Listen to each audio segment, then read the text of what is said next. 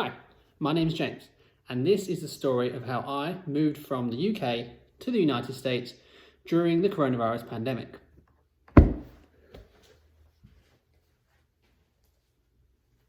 Now, this story starts way back in the summer of 2015.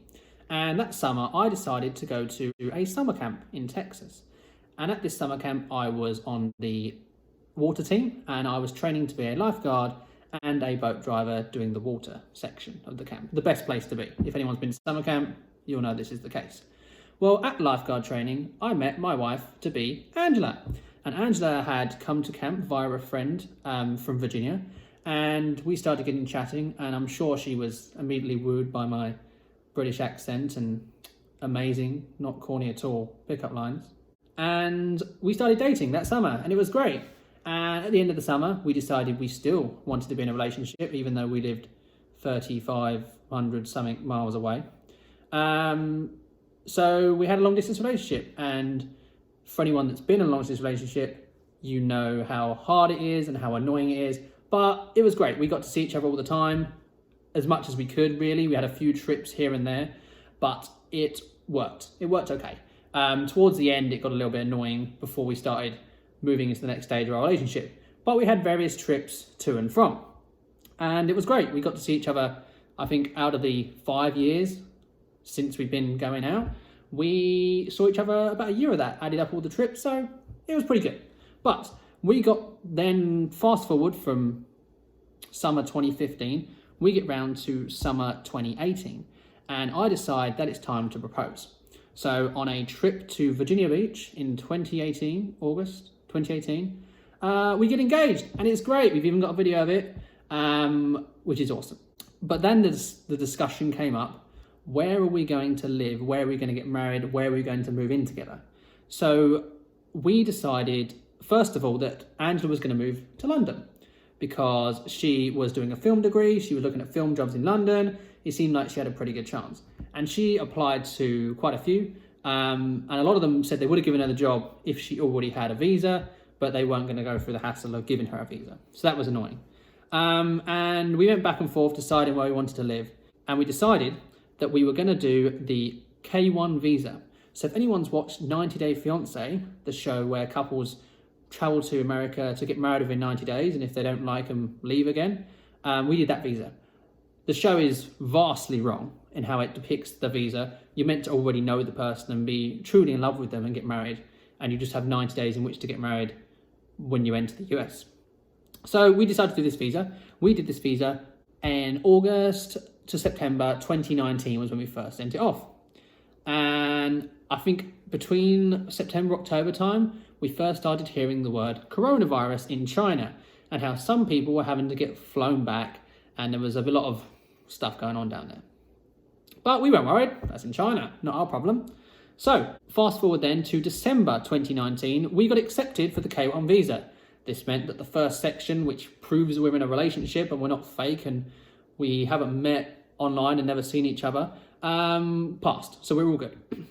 And then January, February time, I did my medical and my visa appointment in London, where I go to the embassy and they ask you a few questions and you basically get the visa, is all done, sorted there and then.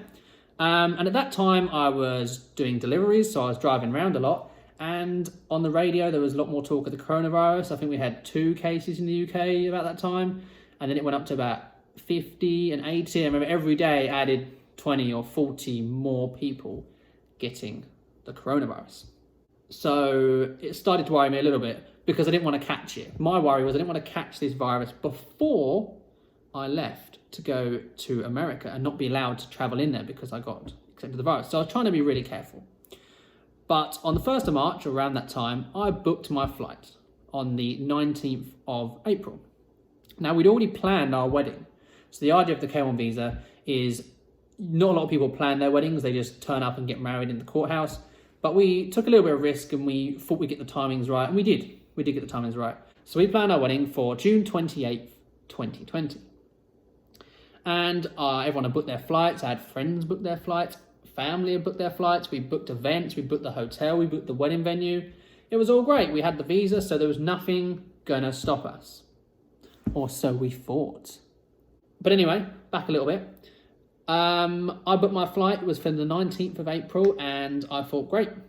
I've got that flight coming up. I've got a few more weeks of work. This is going to be great. Then these virus things started picking up. Italy was getting bad, and we were getting more and more cases in England. So we didn't want to look at a travel ban. So we thought it was a good idea to try and move my flight forward a bit.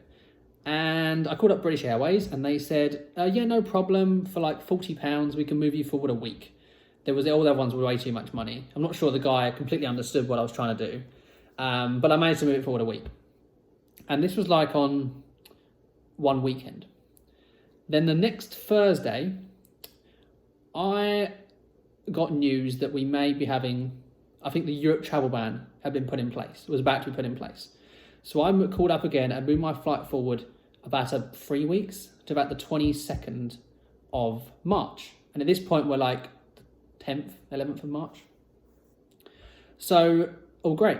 I think this is the Thursday I did this.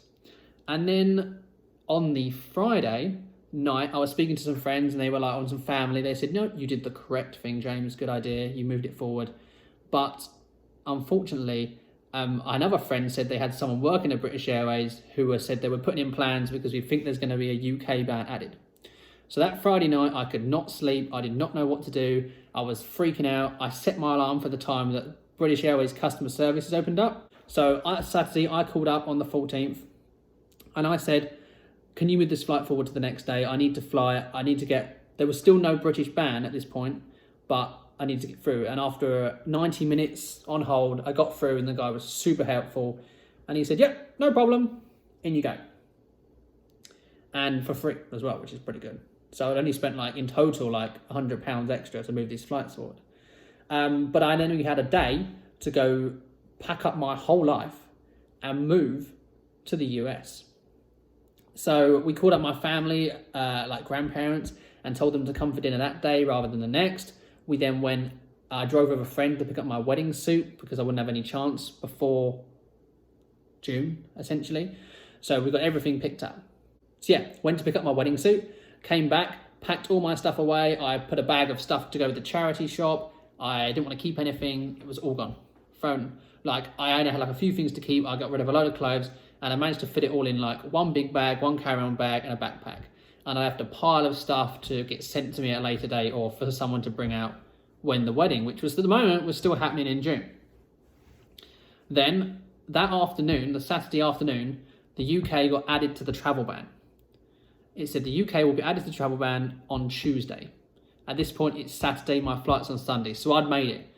But if I'd have waited until that announcement got made, who knows how much money I'd have to pay, if they'd have to pay more money because they moved the flight, if there was any seats going to be available, I didn't know. But I was so happy I got that flight done.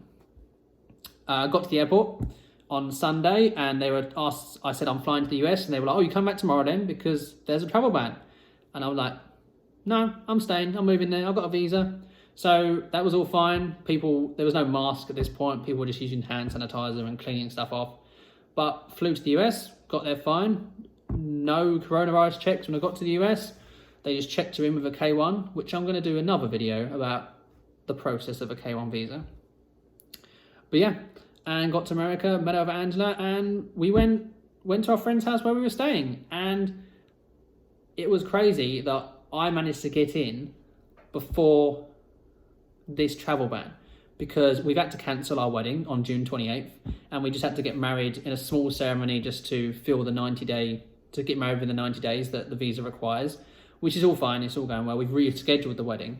But if I was still stuck in the UK right now, I'd not be able to travel. I'd still have a visa. My visa would be expiring on August 10th. So the date I'm making this video is July 24th. So I'd still be stuck with no way to get there. And I would have spent all this money and all worth it. And I'd still be stuck away from the woman I love. And so I'm so glad that I got here now. So yeah, that is how I emigrated just within 1 or 2 days to the USA during the coronavirus pandemic. Well, thank you for watching and hearing my story about how that happened. And yeah, I'll make another video soon about how to move to the US during a K1 visa and the processes involved in that. But yeah, thank you for watching if you got this far. Bye.